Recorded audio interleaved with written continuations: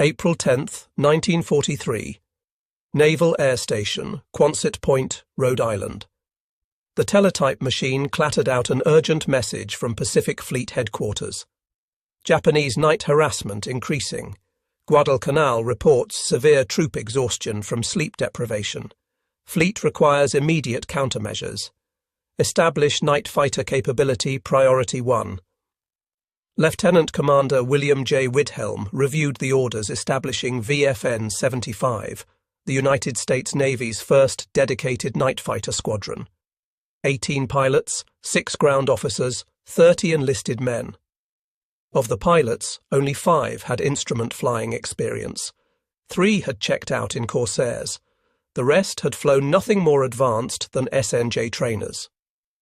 What began as a desperate response to Japanese nocturnal harassment would evolve into the most revolutionary transformation in carrier aviation history. Within 18 months, American night fighters would achieve such complete dominance that Japanese pilots would choose certain death in daylight over facing the invisible hunters that ruled the darkness. The Pacific War had exposed a critical vulnerability in American naval aviation. Since August 1942, Japanese aircraft had perfected a simple but devastating tactic. Single aircraft, often antiquated float planes, would appear over American positions throughout the night. The pilots deliberately desynchronized their engines, creating a distinctive thrumming sound that earned them the nickname Washing Machine Charlie from exhausted Marines on Guadalcanal. Sometimes they dropped bombs, sometimes just flares. Often they simply circled for hours, engines droning, keeping thousands of men awake and degrading combat effectiveness through systematic sleep deprivation. The Imperial Japanese Navy had recognized early that they could not match American industrial production or daylight fighter performance. Their response was tactical innovation that weaponized the night itself. Japanese naval aviators underwent rigorous screening for night vision capability from the moment of recruitment. The best were assigned to specialized units flying obsolete aircraft that would have been death traps in daylight, but became psychological weapons in darkness. Against this threat, American forces were effectively helpless. Army Air Force P-70 night fighters had reached Guadalcanal in February 1943, but proved inadequate, their ceiling too low, their radar primitive, their effectiveness minimal. The solution emerged from an unlikely collaboration between naval officers and civilian scientists at the Massachusetts Institute of Technology's Radiation Laboratory. Project Affirm, established in April 1942 under Commander W.E.G. Taylor, had been working to adapt British radar technology for naval aviation use. The breakthrough came with development of the AN/APS-4 and later AN/APS-6 airborne intercept radar, marvels of miniaturization that compressed ship-based radar capabilities into pods small enough to mount on single-seat fighters. The AN/APS-6 represented a quantum leap in capability. Operating at 3.2 centimeters wavelength, it could detect fighter-sized targets at 4 miles and track them to within 50 yards. The system offered 2 modes: search, where targets appeared as dots on a 2-inch display showing range and bearing, and gunsight, which provided precise steering cues for weapons employment. But the technology was only part of the equation. Flying and fighting in absolute darkness required complete reimagining of fighter tactics developed over decades of daylight combat. The aircraft selected for modification was initially the Vought F-4U Corsair. 34 F-4U-2 variants were produced by field modification at Naval Aircraft Factory Philadelphia and Naval Air Station San Diego, with radar equipment installed in a streamlined fairing on the starboard wing. The cockpit was extensively modified with red lighting to preserve night vision, additional instruments for blind flying, and the radar scope positioned where the pilot could monitor it while maintaining aircraft control. Later, the Grumman F-6F Hellcat would become the primary night fighter, with F-6F-3N and F-6F-5N variants eventually dominating carrier operations. Training for night combat pushed human capabilities to extraordinary limits. At the newly established Night Fighter Training Unit at Naval Auxiliary Air Facility Charlestown, Rhode Island, instructors recreated carrier operations in complete darkness. Runways were marked with dim lights simulating carrier decks. Arresting gear stretched across concrete. From sunset to sunrise, the entire base operated in blackout conditions. Pilots learned to trust instruments when every instinct screamed danger, to interpret radar returns while flying complex intercept patterns, to land on simulated carrier decks guided only by barely visible signals. The washout rate exceeded 60%. Those who survived emerged as a new breed of naval aviator, capable of operating in conditions that experienced pilots considered suicidal. Lieutenant John Phillips, an engineering graduate who had abandoned Bell Laboratories for naval aviation, explained the challenge to new students. Forget everything you know about dogfighting. At night, there are no second chances. The pilot who sees first, shoots first, survives. The one who hesitates, dies. On October 31, 1943, Lieutenant Hugh D. O'Neill, Jr. made history. Flying from Munda, New Georgia, he intercepted a Mitsubishi G-4M Betty bomber 12 miles southeast of the Shortland Islands. It was the first victory for VFN 75 and proved that radar-equipped fighters could successfully engage enemy aircraft in total darkness. The psychological impact on both sides was immediate. Japanese aircrew, who had operated with impunity for over a year, suddenly faced an invisible threat. American forces, tormented by nightly harassment, finally had an effective defense. The expansion of night fighter capabilities accelerated rapidly. VFN 76 commissioned on February 1, 1944, followed by VFN 77, VFN 78, and additional squadrons that would eventually number 14. Each unit developed tactical innovations shared through detailed after-action reports. What emerged was sophisticated doctrine that transformed night fighting from desperate improvisation to precise science. Lieutenant Commander Richard E. Harmer, commanding VFN 101, demonstrated the evolution during the Marshall Islands campaign. On the night of January 29, 1944, his squadron deployed from USS Enterprise flying F-4U-2 Corsairs, the first carrier-based night fighter combat mission. Near Truk, Harmer intercepted a Betty bomber using tactics impossible without radar. Instead of traditional pursuit, he climbed above the target, using altitude advantage to control the engagement. When he dove to attack, the Japanese crew never saw him coming. The bomber exploded after a single firing pass, victim to technology and tactics the Japanese could neither match nor counter. The technical challenges of carrier night operations were staggering. Landing on a pitching deck in daylight required exceptional skill. Performing the same task in darkness, guided only by dim lights and landing signal officer paddles, pushed pilots beyond normal human limits. Initial accident rates exceeded 30%. Barriers failed to stop aircraft that missed arresting wires. Crashed aircraft turned flight decks into infernos. But procedures evolved rapidly.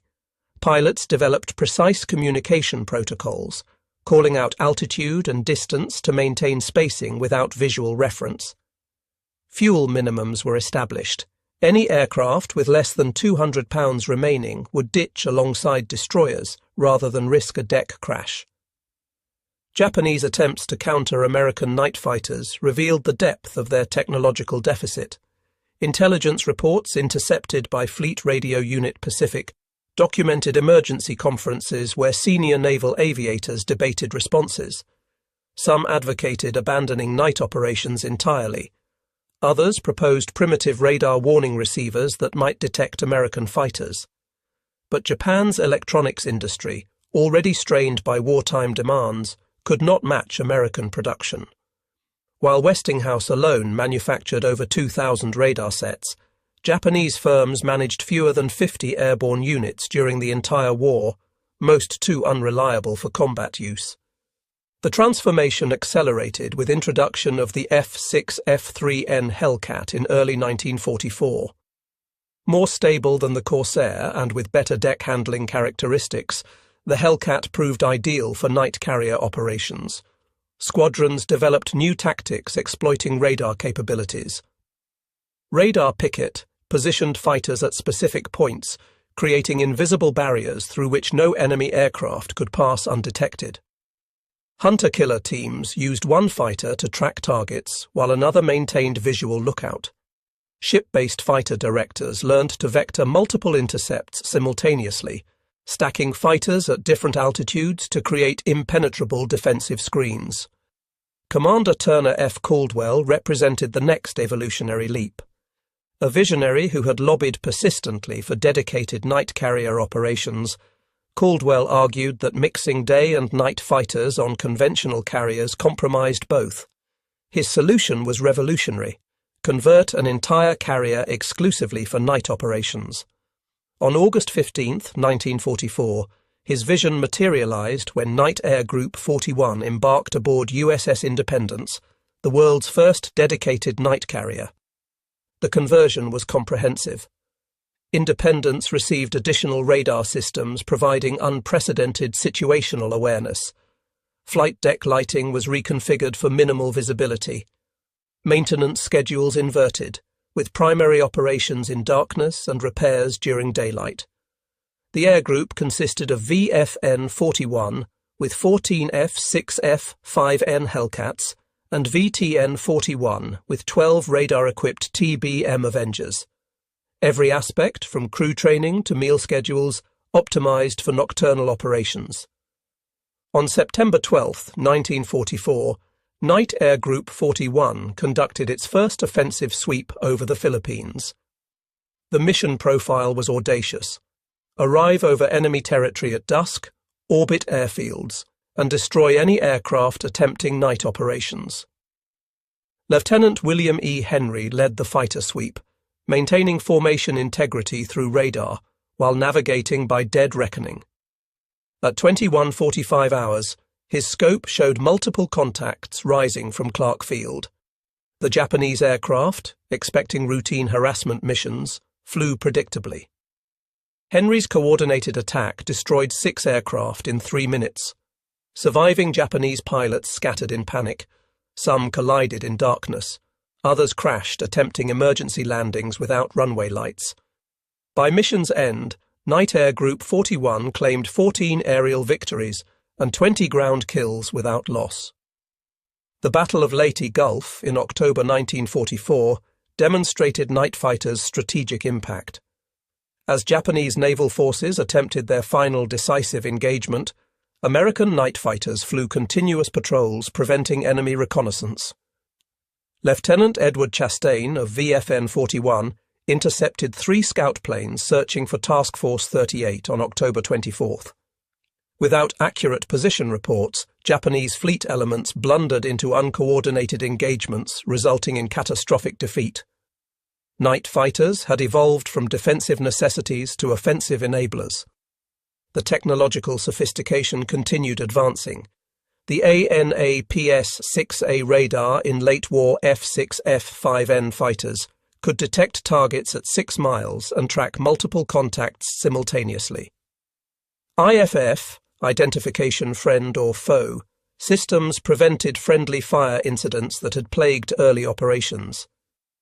VHF radios allowed precise communication between fighters and controllers hundreds of miles apart. Even small details mattered. Specially designed red goggles preserved night vision while allowing pilots to read instruments, while Japanese aviators improvised with makeshift solutions. Training programs reflected American industrial advantages. The Night Attack and Combat Training Unit at Charlestown graduated 50 pilots monthly. Instructors were combat veterans who returned from the Pacific to share expertise. Synthetic training devices, including primitive flight simulators, allowed practice without burning precious fuel. Meanwhile, Japanese training collapsed under fuel shortages and loss of experienced instructors. New pilots arrived at combat units with less than 100 hours total flight time, no night training, and obsolete aircraft lacking radar. Lieutenant Commander James S. Gray, commanding VFN 78, exemplified the new generation of night fighter tacticians. Operating from USS Intrepid, Gray developed the loose deuce formation, two fighters operating independently but within mutual support range. This seemingly simple innovation doubled coverage area while reducing collision risk. On August 31, 1944, Gray damaged a Betty bomber 90 miles east of Iwo Jima, beginning a campaign that would claim multiple victories for his squadron despite equipment limitations of early radar sets. The human dimension produced extraordinary stories of courage. Lieutenant Robert Blackwell of VFN 91 became separated from USS Yorktown during a typhoon on February 3, 1945. With radar malfunctioning and fuel critical, he navigated by dead reckoning through turbulence so severe it repeatedly slammed him against the canopy. After 3 hours, he detected a faint radar return that proved to be his carrier. He landed with less than 5 gallons remaining, his aircraft so damaged it never flew again. Japanese pilots displayed equal courage in increasingly hopeless circumstances. Ensign Yukio Sato, flying an obsolete Nakajima J-1N night fighter, engaged 4 Hellcats simultaneously on March 15, 1945. Though hopelessly outmatched, no radar, inferior performance, outnumbered, he damaged 1 American fighter before being shot down. His sacrifice allowed a reconnaissance aircraft to complete its mission. Such individual heroism could not overcome systematic technological inferiority, but it demonstrated the warrior spirit transcending material disadvantage. Night Air Group 90 replaced Air Group 41 aboard Enterprise in December 1944, representing further evolution in capabilities. Commanded by Lieutenant Commander William R. Winston, VFN 90, flew the newest F-6F-5N fighters with improved APS-6A radar. The squadron had completed over 3,000 practice intercepts at Barbers Point, Hawaii. Winston introduced revolutionary barrier patrol tactics, positioning fighters to create overlapping coverage zones, making penetration virtually impossible. On January 12, 1945, during operations supporting the Lingayen Gulf invasion, VFN 90 demonstrated complete American night supremacy. Multiple waves of Japanese aircraft attempted to attack the invasion fleet after dark. Winston's fighters, vectored by ship-based controllers using sophisticated radar plotting, achieved perfect positioning for every intercept. Lieutenant John Morris destroyed 3 bombers in a single pass, his 6 machine guns converging at precisely calculated range. Lieutenant William Levering shot down 2 torpedo bombers while flying below 100 feet altitude, using radar altimeter to avoid the ocean while tracking targets against sea clutter. The mathematics were devastating. That single night, American night fighters claimed 43 confirmed victories against 0 losses. Post-war Japanese records revealed that of 197 aircraft launched, only 34 returned operational.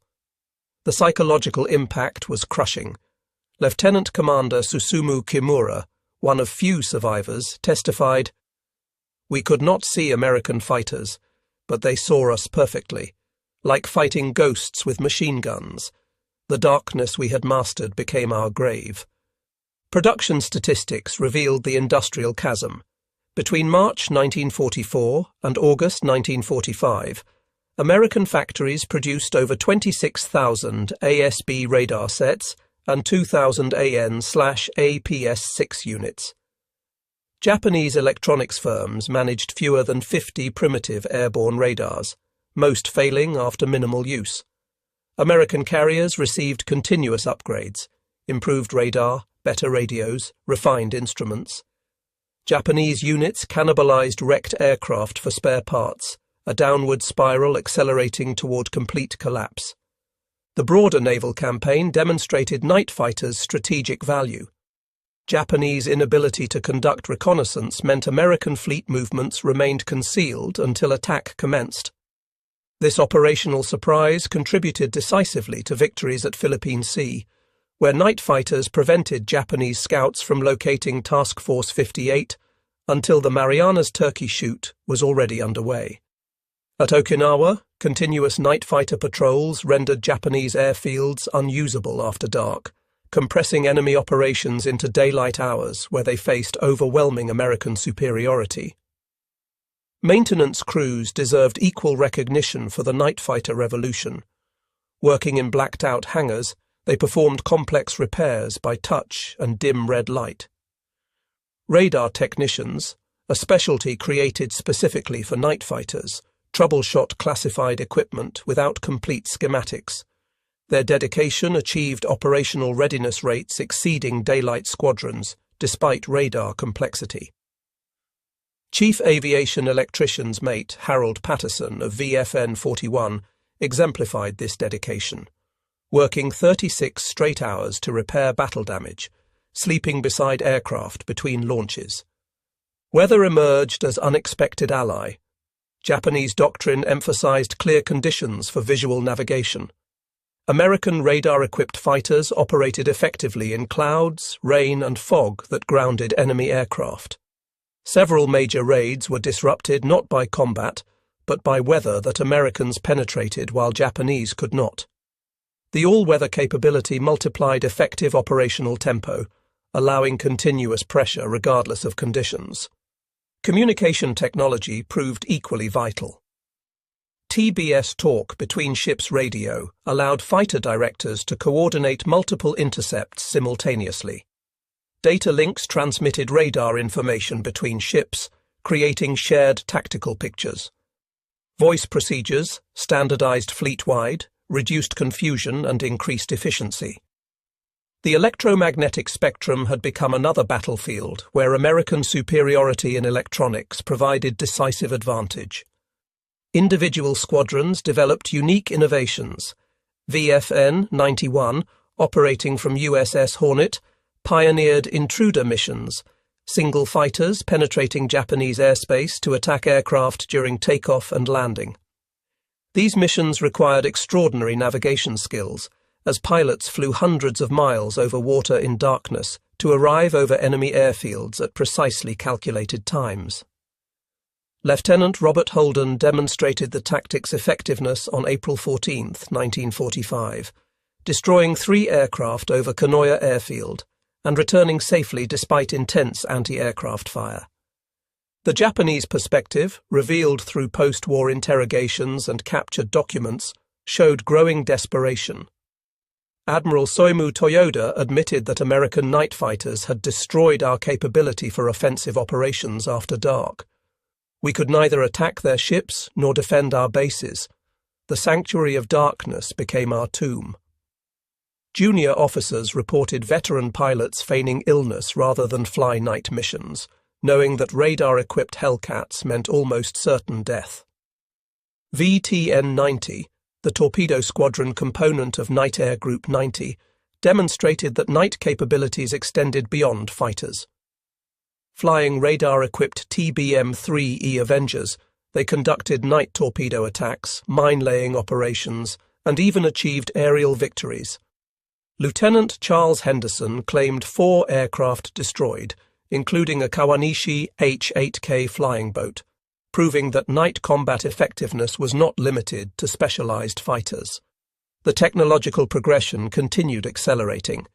Plans existed for F6F-6N variants, with more powerful engines and advanced APS-12 radar, capable of tracking targets at 10 miles. The F4U5N Corsair was entering production with performance exceeding any Japanese aircraft. Jet-powered night fighters were on drawing boards. The atomic bombs that ended the war also ended these development programs, but the foundation for all future night combat aviation had been established. Training accidents provided harsh lessons that improved procedures continuously. The collision of 2 Hellcats over USS Randolph on January 18, 1945, led to mandatory altitude separation for night formations. The loss of Lieutenant Commander Robert Campbell's entire division during night training on December 3, 1944, resulted in new weather minimums for group operations. Each tragedy contributed to institutional knowledge that saved future lives while pushing the boundaries of what was considered possible. Economic analysis revealed surprising efficiency. Despite higher training costs and equipment complexity, night fighters achieved kill ratios exceeding daylight fighters, approximately 18-1 for night fighters versus 11-1 for day fighters by 1945. The psychological impact reduced enemy operations more effectively than attrition alone. Investment in night fighter capability multiplied returns, validating those who had championed the program despite initial skepticism and bureaucratic resistance. The cultural transformation within naval aviation was profound. Night fighter pilots, initially viewed with suspicion by traditional squadrons, earned respect through demonstrated effectiveness.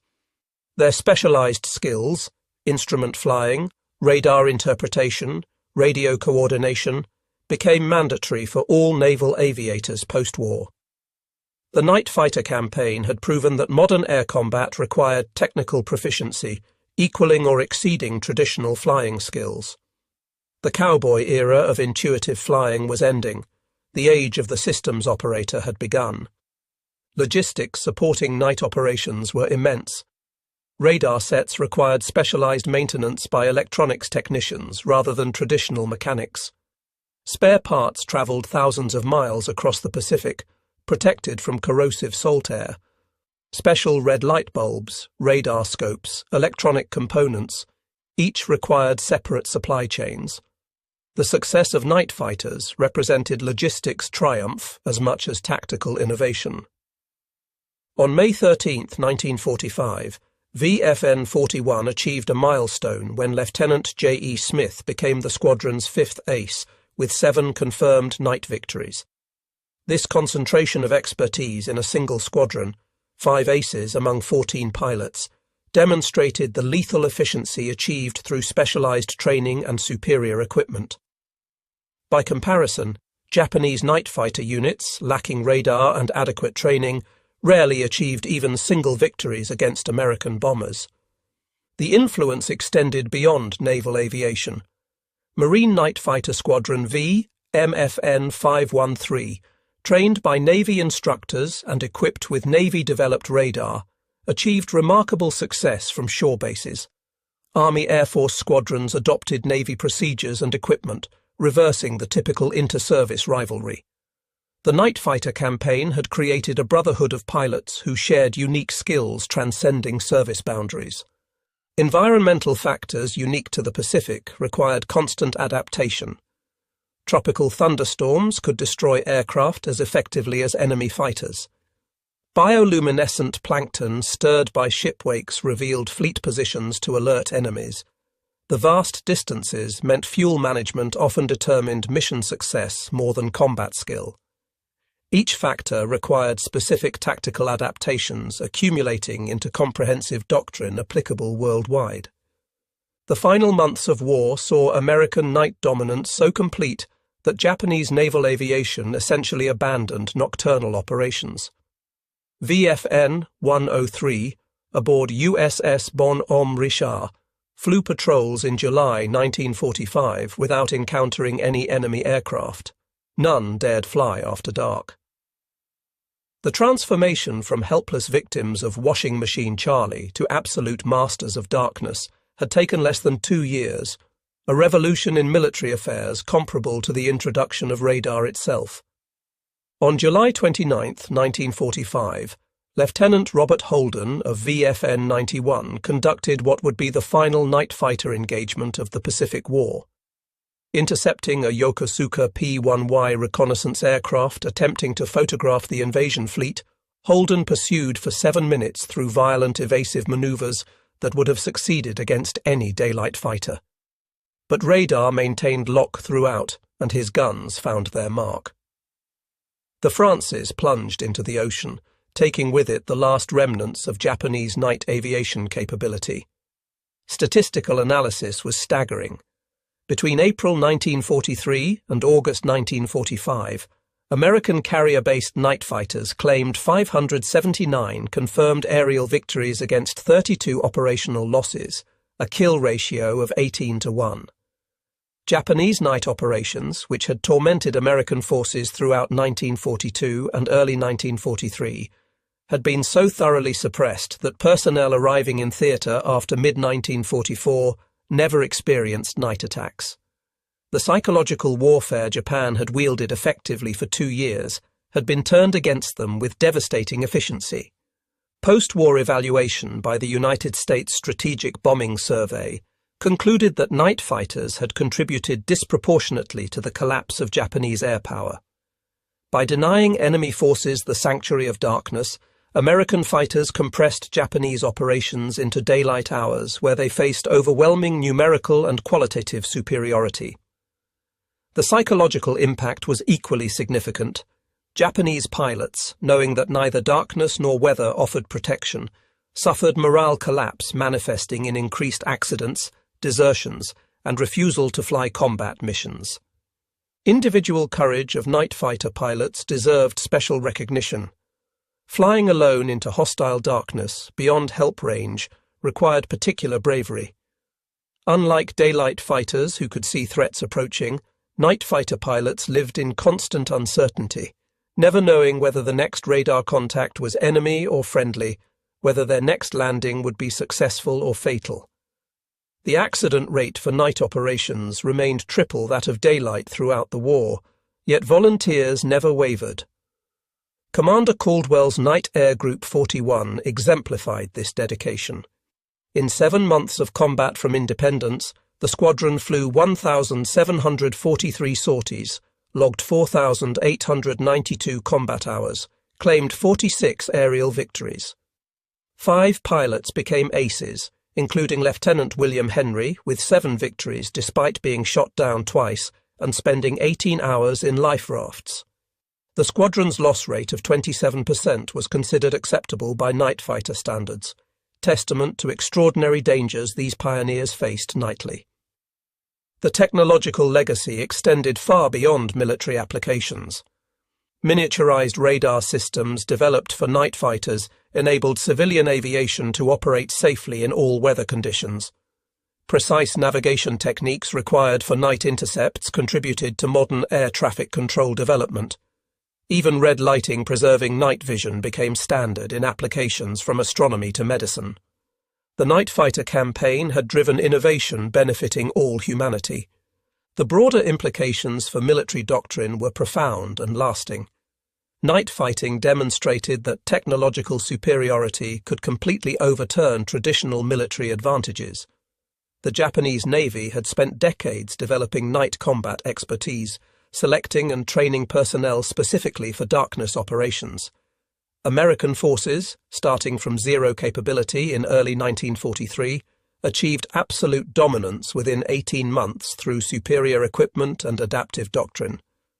The lesson was clear. In modern warfare, technological adaptation trumped traditional expertise. Leadership at squadron level proved crucial.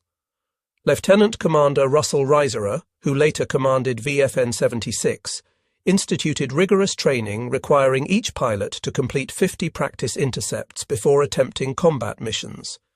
His insistence on perfection before engagement resulted in his squadron achieving 23 victories without a single operational loss to enemy action, an unprecedented achievement in aerial combat. This emphasis on thorough preparation became standard throughout night fighter squadrons. The industrial foundation of success extended beyond radar manufacturing. Grumman modified production lines to accommodate night fighter variants without disrupting daylight fighter output. Specialized training aircraft were developed, including radar-equipped SNJ trainers with hooded cockpits for instrument practice. Even seemingly minor items like luminous instrument paint required industrial mobilization that Japan, with its resource constraints and damaged infrastructure, could not match. Weather's role as force multiplier for American night fighters cannot be overstated. During the Philippines campaign, monsoon conditions grounded Japanese aircraft for weeks, while radar-equipped Hellcats continued operations. This all-weather capability meant American carriers could maintain continuous pressure regardless of conditions, while Japanese forces remained paralyzed by weather that had traditionally provided operational pauses. The evolution from defensive to offensive night operations marked strategic maturation. Instead of waiting for Japanese attacks, American night fighters hunted enemy aircraft at their bases.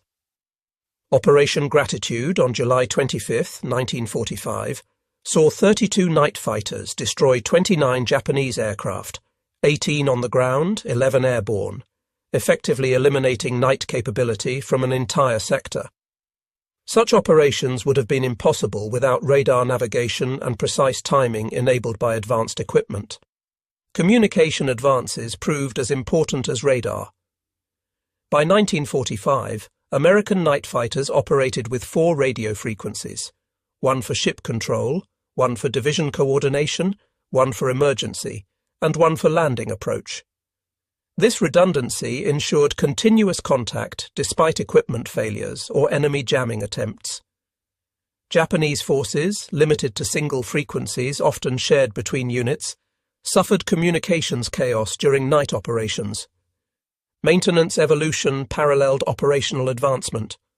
By war's end, specialized night fighter maintenance units could perform complete radar overhauls aboard ship, capability unimaginable 2 years earlier. Chief Aviation Machinist's mate Robert Chen of VFN-90 developed field modifications improving radar reliability by 40%, innovations rapidly disseminated throughout the fleet. Such grassroots innovation, encouraged by command structure, continuously improved capabilities. The Pacific distances created unique challenges. Night fighters often operated at maximum range, requiring precise fuel management. Lieutenant Donald Patterson of VFN-41 perfected economy cruise settings that extended range by 20%, allowing deeper penetrations into enemy territory. These techniques, shared through squadron newsletters and training programs, exemplified the continuous improvement culture that characterized American night fighter development. Cultural impact on Japanese forces was devastating. Post-war interviews revealed that night fighter effectiveness had convinced many Japanese pilots that Americans possessed supernatural abilities, seeing in darkness, reading minds, appearing from nowhere. This psychological defeat, beyond mere tactical losses, contributed to broader collapse of Japanese military morale. The technological superiority had created mythology that transcended rational explanation. Marine Captain Marion Carl, visiting Navy night fighter squadrons in 1945, observed, "The Navy has created something entirely new, warriors who fight in a realm where traditional combat skills are useless. These pilots operate more like submariners than fighter pilots, hunting by instrument, killing without seeing their victims. It's simultaneously impressive and unsettling." The economic efficiency of night fighters validated investment. Analysis showed that each night fighter ace had prevented approximately 50 tons of bombs from reaching American forces, damage prevention exceeding the cost of entire squadrons. The sleep preservation alone, allowing thousands of personnel to rest without harassment, provided combat effectiveness improvements impossible to quantify, but universally acknowledged as decisive. Final operations demonstrated complete mastery. VFN 91's last combat patrol on August 14, 1945, flew over Japanese home islands without encountering opposition. Enemy aircraft remained grounded rather than face certain destruction from invisible predators. The transformation from victims to victors was complete. What had begun with desperate attempts to stop Washing Machine Charlie had evolved into absolute ownership of darkness. The legacy influenced military aviation for generations. Korean war night operations built directly on Pacific experience. Vietnam's night campaigns used procedures developed over Guadalcanal and Leyte. Modern stealth aircraft, designed for undetected penetration of enemy airspace, trace conceptual ancestry to radar-equipped Hellcats that first made darkness an American domain.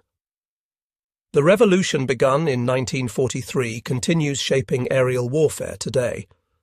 Admiral John S. McCain, Jr., reflecting on the campaign, observed, "We entered the war unable to defend against even primitive night harassment. We ended it with such complete mastery that enemy pilots preferred capture to flying after dark. This transformation, achieved in less than 2 years during wartime conditions, represents one of the most remarkable adaptations in military history. The human dimension remained paramount despite technological emphasis. Each victory represented individual courage, pilots alone in darkness, beyond help, trusting instruments and training against every survival instinct. Lieutenant William Crawford, on his 23rd birthday, spent 14 hours in shark-infested waters after a night engagement. Lieutenant Robert Murray landed his severely damaged Hellcat blind after enemy fire destroyed his canopy and instruments. Ensign James Patterson caught the last arresting wire with his tailhook partially severed, stopping feet from disaster. Each story testified to extraordinary courage matching technological innovation. As dawn broke on August 15, 1945, Lieutenant Commander Winston led the final night fighter patrol of World War II. His Hellcat circled above Task Force 38, radar scanning empty skies for enemies who no longer came. The transformation was complete and irreversible. Less than 28 months earlier, American forces had cowered helplessly under Japanese night attacks, exhausted and demoralized by an enemy they could neither see nor stop. Now, as morning light revealed defeated Japan, American night fighters owned the darkness so completely that enemy pilots chose death over encountering them. The statistics told only part of the story. Yes, 579 victories against 32 losses was remarkable. Yes, 14 squadrons from 0 in 2 years represented extraordinary expansion. But the true victory was psychological and doctrinal. America had proven that technological innovation, properly applied, could overturn any traditional military advantage. The nation that better integrated science with warfare would prevail, regardless of warrior tradition or individual courage. In the pre-dawn darkness of August 15, 1945, the radar scope in Winston's Hellcat showed nothing but empty sky. The Japanese pilots who had once terrorized American forces with impunity were gone, destroyed not just physically but psychologically by an enemy that had transformed their sanctuary into a hunting ground. The revolution was complete. The night belonged to America, and with it the future of